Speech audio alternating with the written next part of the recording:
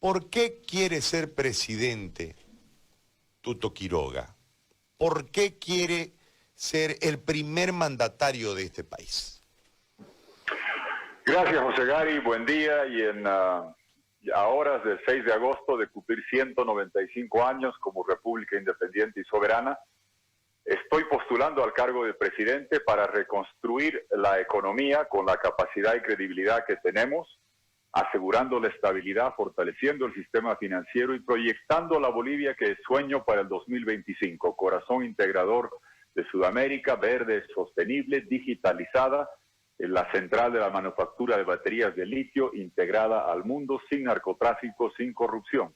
Para ello también debemos reparar la democracia después de 14 años de autoritarismo, latrocinio y destrucción total y sometimiento, paradójicamente, a los gobiernos de Cuba y Venezuela. Hay que recordar que mañana celebramos que hace 195 años un venezolano a caballo con sable nos legó libertad, independencia y nombre. Tristemente, Evo Morales nos sometió a otro grupo de venezolanos autoritarios y yo no quiero que mi país vuelva a ser parte de un club de regímenes abusivos, socios listos 21, profundamente corruptos. Pero para reconstruir la economía, para recuperar la democracia plenamente, camino al 2025, debemos trabajar en unidad nacional, quechuas, aymaras, mestizos, todos juntos, sin maniqueísmo, sin divisiones artificiales que han impulsado 14 años. Eso es lo que queremos, capacidad para reconstruir la economía, firmeza y mano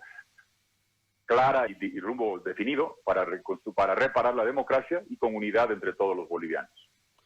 Ahora, para lograr todo eso que usted plantea como desafío y que es el sustento de su ánimo para lidiar en estas contiendas electorales, en esta contienda electoral y poder llegar, tenemos un momento muy complejo, muy enrarecido, tenemos un país que marca en ciertos sectores una división, hay enfrentamientos en algunas de las regiones producto de los bloqueos. Hay un 75%, según la última encuesta, que uno puede creerle o no, pero como una referencia, que no quiere al MAS, pero no está definido tampoco a quién quiere en realidad. Hay un 25% supuestamente que sí quiere al MAS, y hay dentro de este 100%, de este 75%, perdón, hay un 20% que no sabe para dónde ir. En este escenario tan complejo, con la pandemia que nos golpea, con la realidad económica que en este momento tiene un conflicto, con los productores altamente preocupados, con los pequeños empresarios que no pueden acceder a los créditos porque las políticas de reactivación en realidad no han reactivado. O sea, hay un panorama muy complicado. ¿Cómo se puede hacer para arribar a la etapa de elecciones, desarrollar el proceso y después encarar con toda esta carga unos primeros 100 días de gobierno en un marco de poder sacarlo al país o darle muestras y señas al país para que recupere el país una credibilidad en una clase política muy desgastada? José Gary, aquí 3 puntos. Lo primero que señalas, la tarea del próximo gobierno va a ser muy grande. El último equipo de gente que tuvo que lidiar con crisis económica mientras se luchaba contra el narcotráfico, mientras se hacían los gasoductos y desarrollaba la integración gasífera con Brasil que transformó el país, es el equipo que yo tuve que liderizar. Argentina se vino abajo a fines del 2001, Brasil devaluó el 2002, y aquí en Bolivia, inyectando liquidez, tratando el tema de mora y patrimonio en el sistema financiero, asegurando que lleguen recursos a las empresas, pagando planillas de cooperativas mineras cuando el estaño se desplomó, pagando planillas de las castañeras en el norte del país, cuando el precio de la castaña del Brasil NAT se vino abajo, logramos sacar el país adelante. Llega un momento parecido a ese que vivimos y que manejamos en 2001 y 2002. Por eso la experiencia, la capacidad económica, la credibilidad para decir que del arranque, no en los primeros 100 días, en los 20 días antes de asumir, hay que conseguir los 8.000 millones de dólares. Hemos desglosado cuánto viene de la parte multilateral, bilaterales, emisiones bursátiles, para inyectarlos a la economía y lidiar con las secuelas que aún quedarán de la crisis sanitaria y sobre todo para recuperar la economía, preservar el empleo y salvar la estabilidad económica del país. Sobre esa base, recién podemos proyectar la propuesta de Corazón Verde Digital, eso en lo económico. Segundo, hacías mención al momento duro que se vive y la preocupación de la gente. Entiendo, estamos en un gobierno de transición que es débil, que ha tenido problemas de corrupción y que además está sufriendo los embates de los estertores finales del tirano prófugo. El faraón Evo Morales se fue a la Argentina, desde su mansión de allá no le interesa nada, sus socios del coronavirus, y qué está buscando hacer para que la gente entienda por qué el MAS quiere votar el 6 de septiembre, que no se lo va a hacer, se lo hará el 18 de octubre, ojalá que la pandemia lo permita. ¿Por qué el MAS está causando esta convulsión? Entendamos la paradoja, está mandando a bloquear el suministro de oxígeno, de alimentos, de producción, de medicina, porque está asociado al coronavirus, quiere torturar y no le interesa la salud ni la economía del país. ¿Qué es lo que buscan? Violar la ley 026 y la 018 que Evo Morales y Luis Arce promulgaron, que señalan y estipulan que el órgano electoral como cuarto poder del Estado tiene la potestad de fijar la fecha electoral. Están haciendo marchas para propagar el coronavirus, para bloquear el oxígeno, medicinas y alimentos, pidiendo que se viole la ley que ellos han promulgado. ¿Por qué? Porque votar en pandemia es lo que quiere Evo Morales, la única forma. No van a ser gobierno, como tú lo señalas. La pregunta es qué clase de gobierno vamos a elegir. ¿Cómo mejoran sus posibilidades? Votar en medio de la pandemia para maximizar el contagio, minimizar la participación y evitar la observación electoral. José Gary, tú sabes que sin observación y auditoría de la OEA, Evo Morales hubiera robado la presidencia. Eso es lo que buscan ahí y en eso están asociados con el coronavirus. Por eso emplazo una vez más al títere del tirano, Luis Arce. Yo sé que es un cobarde, yo sé que salió huyendo el 6 de diciembre a México. La gente se olvidó, yo no. Perseguido por su conciencia y sus actos dolosos. Ha vuelto a hacer bancada para otros. Se va a escapar después de las elecciones, te lo firmo que se va a ir. Pero si es candidato a presidente ahora, José Gary, que por lo menos disimule, que pretenda que es un líder y que llame a la gente a permitir que pase el oxígeno, que pase la medicina, que pasen los alimentos en medio de este coronavirus y que no saque a la gente a propagar el coronavirus, a disparar los contagios, pidiendo que violen la ley 026 que lleva la firma de Luis Arce. Yo estoy pidiendo, tú, la gente que nos escucha, va a respetar que el órgano electoral fije la fecha. ¿Por qué? Porque la ley lo dice así. Pero esa ley, el primero en cumplirla debería ser quien la firmó, el títere del tirano prófugo, Luis Arce Catacora. Ojalá que se pronuncie y que deje de estar de socio del coronavirus. Ingeniero Quiroga, hasta que lleguemos a la elección y hasta que se instale el otro gobierno, tenemos un problema. Se nos enferma la gente, se nos muere la gente y no tenemos plata. ¿Qué se debe hacer de aquí hasta el 18, póngale, y hasta que se instale el próximo gobierno? José Gary, estás tocando el tema que hoy más me angustia, porque yo estoy consciente que un gobierno nuevo con legitimidad va a tener altísima visibilidad, mucho apoyo, mucha buena voluntad del mundo. Y estoy seguro que si nos dan la oportunidad, conseguimos los 8.000 millones de dólares, salvamos la economía y proyectamos la Bolivia Corazón Verde Digital sin narcotráfico y corrupción.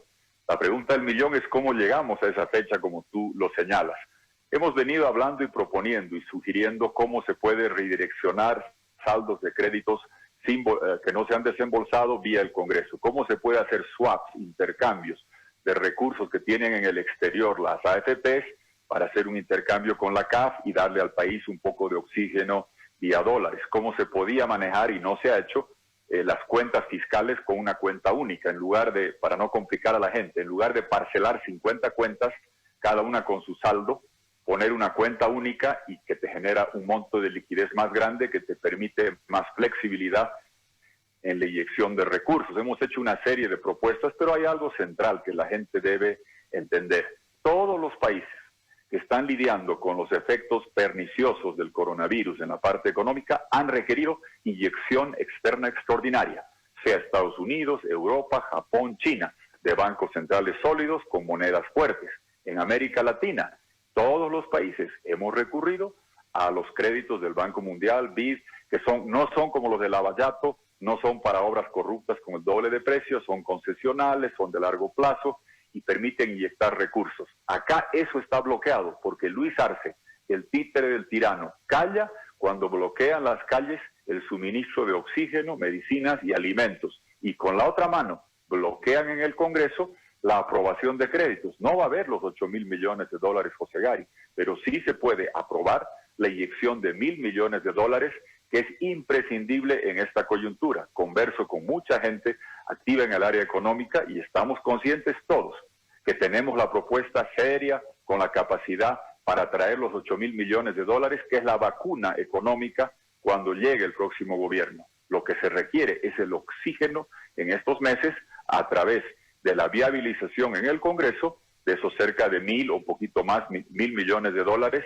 ¿Para qué? Para que puedas canalizarlos a atender la crisis sanitaria, a preservar el empleo, a dar oxígeno económico a las empresas vía el sistema financiero. Nuevamente, Luis Arce, con una mano, por instrucción del tirano Evo Morales, bloquea las calles físicamente y con la otra bloquea congresalmente el acceso a esos recursos. Entiendo las dudas, José Gary, y concluyo señalando que se pongan las cláusulas de que los recursos para sanidad se le va a entregar a Naciones Unidas, a la OPS, a la OMS, para que nunca más se compren respiradores a 4 veces el precio, que se canalice a través del Banco Central al sistema financiero, que se rinda cuentas de cada centavo, que tengamos auditoría concurrente y todo lo que sea necesario para garantizar la transparencia. Pero lo central acá es que Luis Arce, el títere del tirano, debe dejar de bloquear las calles, el oxígeno, la medicina, y debe dejar de bloquear en el Congreso la ayuda económica imprescindible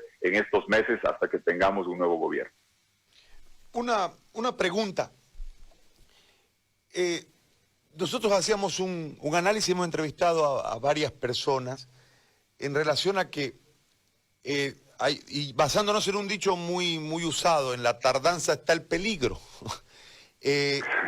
La prórroga, el no haber ido el 21 de enero, después se complica todo yendo al 3 de mayo porque llega la pandemia y eso nos obliga como país a postergar. El 6 de septiembre tenemos un problema porque tendremos un pico en pandemia. No sabemos si el 18 habrán las condiciones desde la salud para poder desarrollar la elección. Aguardamos que sí. Pero el error primero, como dicen los abogados, el vicio más antiguo es el que deriva en toda esta crisis hoy política, hoy económica y hoy de salud que tiene el país, el haberse prorrogado y haber prorrogado a todos, porque los asambleístas se prorrogaron, los alcaldes se prorrogaron, los gobernadores se prorrogaron, todos se prorrogaron e ingresaron a esta, no sé qué llamarlo porque están fuera de contexto todos, no sé cómo denominarlo. ¿Ese fue el error?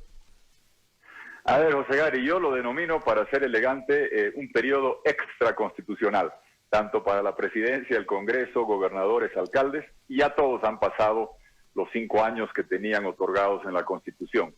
Y señalas algo que es el origen del problema, pero creo que hay que ir un paso atrás. ¿Por qué estamos en este brete?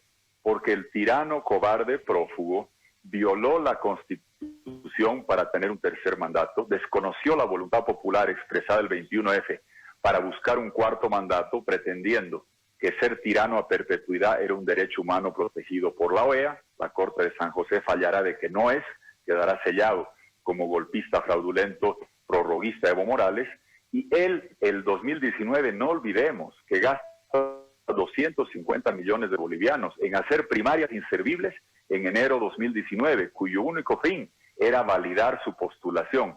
Y así es que él entra a octubre con el fraude grotesco. Eso lleva a que salga la auditoría de la OEA, a que el tirano prófugo, que hoy habla de golpe desde Argentina, el 10 de noviembre pida que se anulen las elecciones, que se designen nuevos vocales y que se haga otras elecciones. Eso vota el MAS en el Congreso.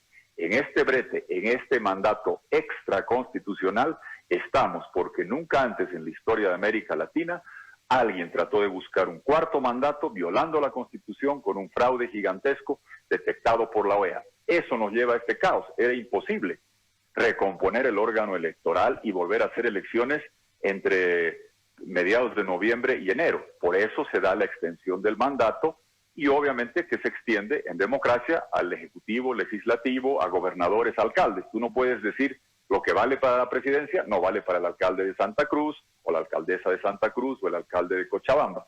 Ahí entramos por esto. No olvidemos jamás que es por el fraude de Evo Morales que estamos en este brete. Ahora bien, en el periodo extraconstitucional llega el coronavirus y nos trae la dificultad de que si queremos cerrar la página del trauma de 14 años de autoritarismo y 4 años de prorroguismo. Fueron 14 años del tirano Evo Morales y 4 años donde él pide que votemos el 21F, hace poco más de 4 años, desconoce eso, hace todas las maniobras, hace las primarias inservibles, hace el fraude en octubre, hace todas esas, lo que pasa los últimos 4 años, salimos con pititas, expulsamos al tirano. Para cerrar eso y para tener un gobierno con la legitimidad necesaria para enfrentar los desafíos futuros, sanitarios, económicos y políticos, se requiere la elección más participativa, más transparente de la historia de Bolivia. Y eso en pandemia es imposible. Entonces, en este brete estamos por el prorroguismo fraudulento de Evo Morales y por el coronavirus. Evidentemente, en lo que tendrías toda la razón de señalar es, estaríamos en esta situación de ingobernabilidad, de dificultad, si el gobierno de transición, que se le extendió el mandato con un único fin, hacer elecciones, nada más. Después llega la tarea del coronavirus a partir de marzo, digamos que son 2 tareas. Pero si el gobierno hubiese cumplido con la historia, en lugar de hacer campaña, ¿hubiéramos estado en este brete? Seguramente no, y creo que esa es materia de debate. Yo pasé una posición, hice pública mi posición en enero, de las dificultades internacionales, económicas, políticas, y de ayudar al MAS a legitimar la práctica de Evo Morales de hacer campaña desde el gobierno, iba a legitimarse con el gobierno de transición en campaña, iba a dar más credibilidad a las versiones equívocas que propala Evo Morales hablando de golpe. Y todo eso, tristemente, terminó siendo así. Entonces, ahí sí creo que hay algo donde se podía haber hecho las cosas de forma diferente. El coronavirus era impredecible, llegó, nos golpeó. El fraude de Evo Morales fue producto de su prorroguismo y estamos en este brete por el prorroguismo de Evo Morales y ahora como el gobierno, el Ejecutivo entra en campaña, el Congreso también, se bloquean los créditos y no va a ganar ni el MAS en el Congreso ni los demócratas en el Ejecutivo. Tristemente va a ganar el coronavirus y va a perder la salud y va a ser afectada la economía nacional como lo estamos constatando cada día que pasa. Viene un escenario político de acuerdos, porque basándonos en la encuesta y en las estadísticas, se va a necesitar de un nuevo escenario de elecciones en lo que puede significar una segunda vuelta donde van a tener que haber acuerdos. En ese marco, en política se puede absolutamente todo en la búsqueda del poder. Y en ese contexto, en un momento se nadaron los ríos de sangre, en un momento se hicieron muchas cosas para lograr acordar, y en pos de la unidad democrática del país se suscribieron acuerdos entre enemigos políticos, ¿no?, para lograr gobernabilidad y se avanzó. En momentos crudos que ha tenido la historia del país, simplemente refiriéndonos a la época de los 80, 90. En ese marco, ¿dónde serían, en su criterio, las posibilidades de un potable acuerdo de Jorge Quiroga en relación a ese posible escenario, ese imaginario escenario que en este momento proyectamos? Tres elementos en esto, José Gary. Primero, que hemos cambiado las reglas. No olvidemos que antes la segunda vuelta se daba en el Congreso. Ahora no, la segunda vuelta es popular. Es la gente que va a elegir presidente y no los dirigentes, que es un avance, porque evidentemente antes se hacía acuerdos de gobernabilidad para salvar al país de la hiperinflación del 85, para dar gobernabilidad, etcétera, y eso fue degenerando en el camino. Por eso cambiamos la regla en la Constitución, y esa es una propuesta sana que hicimos otros, que en primera vuelta el que gana con encima del 40% y 10 de ventaja, gana en primera vuelta, y si no, se hace segunda vuelta, y la gente elige presidente, no los dirigentes. Ese es el primer paso fundamental. Segundo, cuando tienes que gobernar ¿Cómo generas acuerdos de gobernabilidad? Te digo lo que fue mi experiencia. Yo tenía 40 de 157 parlamentarios. Hicimos más de 150 designaciones institucionales por 2/3. Yo no los tenía, José Gary. ¿Y cómo lo hacías? No poniendo pues al fiscal Sosa, poniendo los mejores juristas en el Tribunal Constitucional. Pregunta tú quiénes eran: Dermisaki, De la Rocha, Wilmar Durán, Íñiguez, Valdivieso, los mejores jurisconsultos de Bolivia. ¿Quién era el señor José María Bakovich, un ícono del servicio público? Él y un directorio independiente en caminos, lo mismo en impuestos. Ana María Campero, defensora del pueblo. Yo creé la defensoría y firmé el primer título de defensor del pueblo cuando era vicepresidente. ¿Cómo hicimos el diálogo 2000? Condonando deuda de 5.500 millones de dólares en 3 rondas para pasarlo y canalizar, para pasar y canalizar esos recursos a los municipios rurales indígenas, dando 4 o 5 veces más por habitante a municipios rurales, con un diálogo amplio con la iglesia, con la sociedad civil, dando recursos a los pobres. Así aprobamos la condonación de deuda más grande, hicimos el gasoducto al Brasil, abrimos el mercado de Estados Unidos y Europa para productos bolivianos, reformamos impuestos, la aduana, caminos, creamos el Tribunal Constitucional, Defensoría del Pueblo, y te reitero, estábamos en el gobierno. Entonces, primero, el gobierno lo elige la gente. Segundo, la gobernabilidad la generas en base a políticas claras y no a cuoteos. Claro, si yo hubiera dicho, quiero poner a mi compañero de la promo de La Salle, de defensor del pueblo, denme 2/3, nadie me hubiera hecho caso. Pero si dices, Ana María Campero, Cristina Corrales, otra gente como esa, logras tener la mejor gente y haces políticas muy claras hacia adelante. Dicho eso, lo final, el tercer punto, Gary, a mí me parece imprescindible entender que esta es una elección fundacional. Aquí, el 2003, hubo un gobierno que se vino abajo, que cayó, hecho pedazos, y que llegó la mano de Hugo Chávez. No fue casual, no fue solamente el desgaste del sistema político. Hugo Chávez metió millones de dólares para agarrarse la presidencia del Ecuador con Correa, con Lugo en Paraguay, con Evo Morales acá, con Ortega en Nicaragua, y conozco todo porque he ido a esos países. Cuando la gente me preguntaba hace años, ¿por qué estoy tan obsesionado con Venezuela? Porque Venezuela se apoderó de Bolivia, Chávez y Maduro. Tenemos que entender que eso es lo que debemos hacer. Y en este momento fundacional, yo no estoy llegando a convivir con la caterva corrupta del MAS. Rindan cuentas no ante mi justicia, ante la justicia independiente de Bolivia y la justicia internacional por los hechos dolosos que cometieron.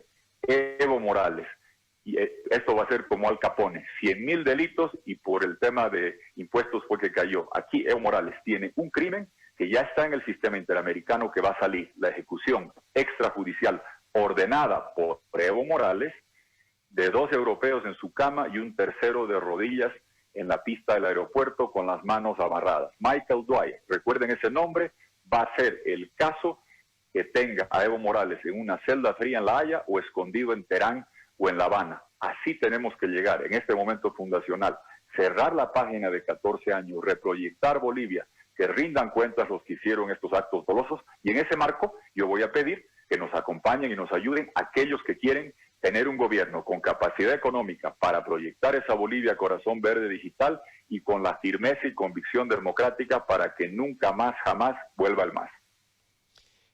Esa palabra fundacional, ¿la puedo yo asociar a que debemos abandonar el Estado plurinacional y retornar a la República? ¿Cuál es el escenario para la utilización e implementación de esa palabra fundacional?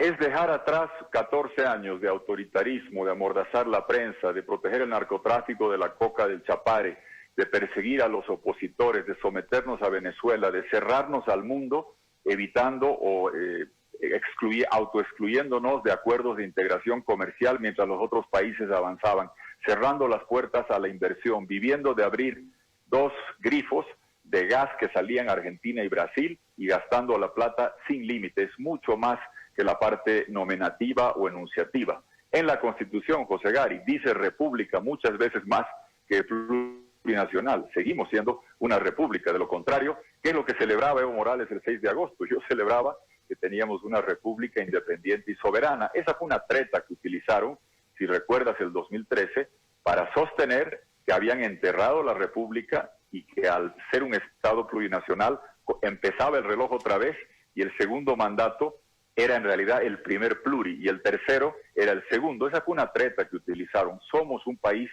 con sangre indígena. Nunca más se va a poder gobernar Bolivia sin indígenas. Yo con orgullo puse a la primera mujer indígena en el gabinete, Tomasa Yarwi. Después de ser ministra sacó su título de abogada, hoy me acompaña. Lino Vilca y los aymaras trabajan con nosotros. Tenemos que dejar de utilizar el tema de esa división, de qué altura vives, para ver qué vas a hacer por Bolivia. No importa a qué altura vivimos, todos queremos llevar a la patria a lo más alto. Podemos vestir diferente, es el mismo corazón boliviano, y este 6 de agosto, más que nunca. Podemos tener idiomas maternos diferentes, pero es la misma sangre que corre por las venas. No lo que hacía Evo Morales, que él ni siquiera hablaba quechua aymara, Chávez lo empaquetó con el poncho, pretendió hacer el discurso de 500 años, él es y ha sido siempre un dirigente sindical, cocalero, tropical, de manga corta, de Kid Snacks y de Blue Jean. Hizo ese empaquetamiento indígena. ¿Y quién reprimió a Franklin Gutiérrez y cocaleros de Yungas? ¿Quién reprimió a los hermanos de Tierras Bajas? ¿Quién intentó hacer una carretera por medio de un parque nacional afectando a población indígena para hacer más cultivos de coca que se vayan a la cocaína? Con corrupción. Evo Morales. Ya no dejemos más que nos dividan de forma maniquea y manipulativa entre bolivianos, con unidad entre todos en Bolivia. Hagamos de este el momento fundacional donde dejemos atrás la práctica autoritaria y corrupta con la que doblegaron al país los últimos 14 años. A eso me estoy refiriendo. Y sobre todo, créeme que lo que va a transformar el país es hacer de Bolivia la nación conocida como la que exporta baterías de litio y no cocaína. Sí, el gas ha sido muy importante, pero tenía límite, el tamaño del tubo. Hay que fortalecer, hay que relanzar esos contratos. Pero el gran futuro de Bolivia es la manufactura de baterías de litio, Bolivia productiva, abierta al mundo, integrada y no sometida nunca más a Maduro. Y la otra, en el tema fundacional, a donde voy también, José Gary, es que podemos ser el país ejemplo en liderizar la lucha para que Venezuela y Cuba también recuperen democracia y libertad, porque nadie va a vivir tranquilo hasta que Venezuela y Cuba no sean plenamente democráticas y libres. Hay que ayudar a los venezolanos que nos liberaron hace 195 años a que ahora recuperen libertad y que Cuba libre no sea un pedido sarcástico, alcohólico en un bar de noche, que sea un clamor del alma, porque Cuba también tiene que ser libre y ahí Bolivia tiene un rol que jugar para que en las Américas todos tengamos libertad, democracia y podamos integrarnos sin narcotráfico, sin corrupción, sin sometimiento, con prosperidad y bienestar. Tuto, yo le debo agradecer por este tiempo que nos ha prestado y por esta entrevista. Ha sido muy amable. Muchas gracias. Gracias, José Gary. Felicidades a todos. Cuídense mucho. Felicidades por el 6 de agosto. Gracias, muy amable. El ingeniero Jorge Tuto Quiroga Ramírez, candidato a la presidencia por Libre 21, ha conversado con